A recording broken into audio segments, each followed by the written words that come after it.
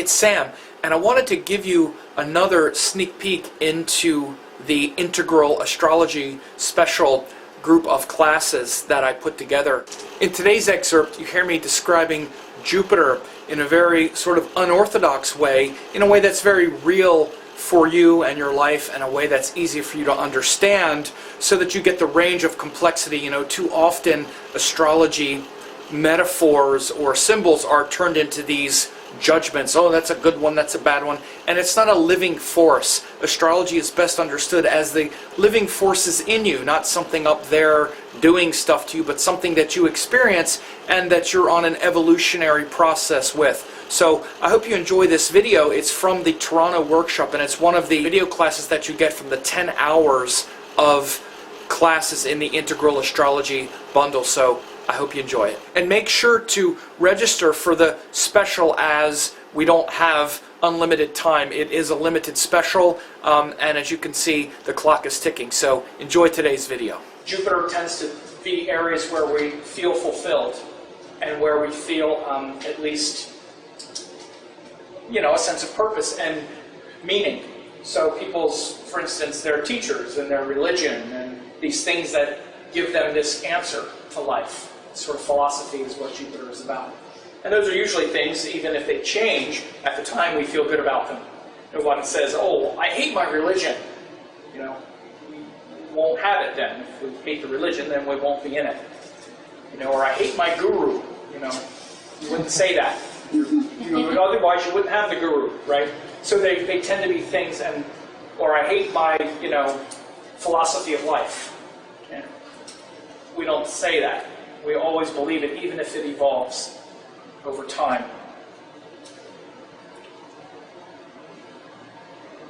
So it's the part of us that wants to find meaning beyond just this world, because we're in this world. And again, from here, especially Mercury, Mars, and the qualities of the sun and moon that we experience, which is our identity kind of in a struggle at times, and our emotions, then kind of, you know, sort of in battle with people, and then trying to figure out all of the different games of the world and trying to draw some kind of, you know, answer. Jupiter is like where we seek to find something bigger than all of this stuff that's going on. How do you see that would be Rajasic? What do you think would be like the emotional kind of Rajasic quality? Over-exaggeration. Huh? Over-exaggeration of things. Like when you pretend to, when you present the things bigger than they actually are. Okay, so exaggerating, making things bigger. So again, yeah, that's definitely a part of it. Good? Maybe judgment. You say judgment. Do you mean bad judgment or being judgmental? Being judgmental. Yeah, judgmental for sure. That can be one of the Rajasic qualities. Like it feels like that, and it is a part of our mind that is judgmental. And no matter what anyone says, you're judgmental. Everyone is. We're all judgmental. It doesn't mean we have to demean others, but we all are here to have judgment. And Jupiter is the one that brings judgment. It says, is this right or wrong? Is this a higher teaching or not? And so when it becomes excessively Rajasic, for sure, we can be judgmental, and we can exaggerate things, and we can just conflate things and make them too big. Fanatical. Would that be fanatical? That's more of the Tamasic end. Yeah, the Tamasic end could be the fanatical. Because, yeah, so let's say judgmental, and exaggerating, exaggerations. Because here's the thing, the reason, again, remember Rajas, again, is very much related to people, right? Tamas is like ourself, our experience. This is very much related to other people, and this is related to like God and the universe. Jupiter is that sattvic planet that's trying to connect us with that. When you bring that with other people, well, mine is right, yours I'm not so sure about. Huh? I didn't. You have to speak up. Sorry, like the preacher. Yeah, like this is like it definitely could be. It could be judgmental of others. This is kind of other people. Like, here's my meaning and purpose and the wisdom in my gurus, and it gives me so much. But if it's too excessively rajasic, then it's like, and yours is not quite there, right? And, you know, the other thing is then when we're talking about it to people, oh, you gotta go see my guru. Oh, it's so, we're kind of like going out of our mind. You said fanatical. It's more like as we try to connect it with other people, it can get too, because Jupiter's, it's the stuff that's not really of this world. We're trying to connect with things from that other world. And so when we try to bring it into the world of people, and that kind of rajasic, which is really about sharing, Mercury, Venus sharing energy, Jupiter is about sort of proselytizing and giving this big thing, not that equal, oh, what do you think? Oh, okay, yeah, I recognize what you believe. Here's what I believe. Jupiter's like, no, it's the biggest, most amazing. It'd be too grandiose. big. Huh? Grandiose. Yeah, yeah. Because we're so inspired by that. Huh? I was just going to ask, so would the Rajas aspect of Jupiter be like blind faith? That's more Thomas because of the blind part. You can be doing that with someone, not because you can be proselytizing and even being a little judgmental, not because you have blind faith, necessarily. You can just be enthusiastic, and they can just be in the moment. Do you understand? Yeah. Think of something even that, forget religion and all, just think about something that you're all excited about. We've all done it. You're all excited about something. I took Sam's class! And then you like launch into this thing and people are like, okay, great, I'm sure this class is great. Right? We go a little too far sometimes with Jupiter stuff, right? Even when talking about Sam's class. If you can imagine that.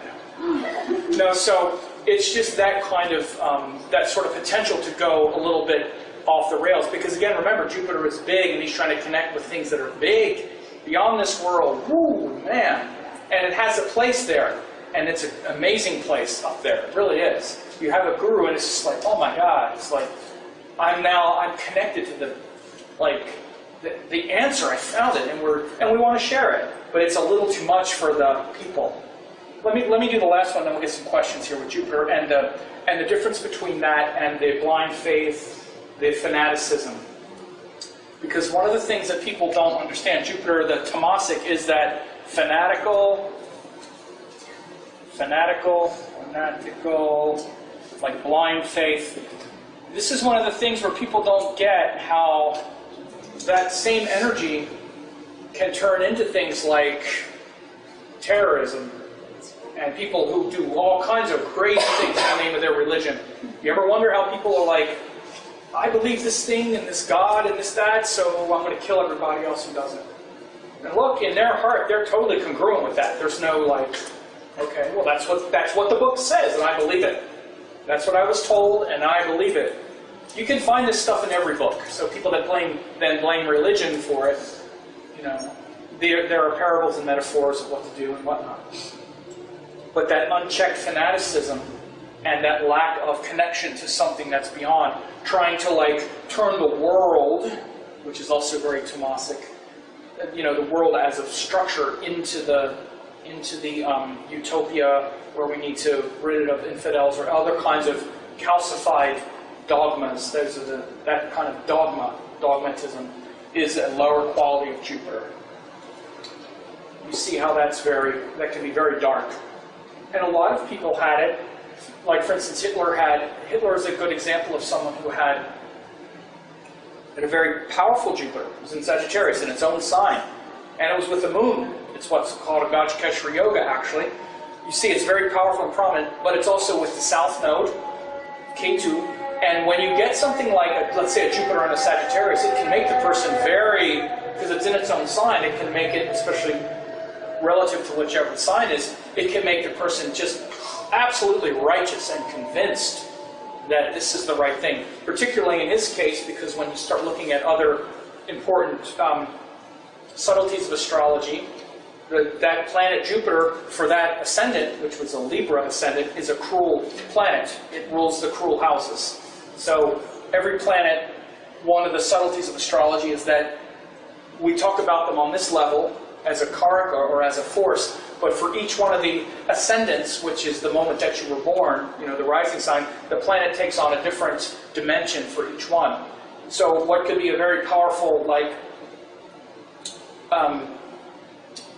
very powerful spiritualizing force for one person, for another person, because of what it rules, it's an incredibly fanatical force. But within that person, but within him, he was just completely to the moon with what he believed in. His beliefs were just, he believed in this 100,000% and had no problem bringing it out and thinking that that he was saving the world with the Aryan race and all that stuff because of the way that was predisposed, for example. So it's the same potential. The planets have all of this potential. And we have the potential, not to do that necessarily, but to think that we're right, that our religion is right, that our spiritual path is the right one. And at times, maybe go off the rail with that if we're not careful.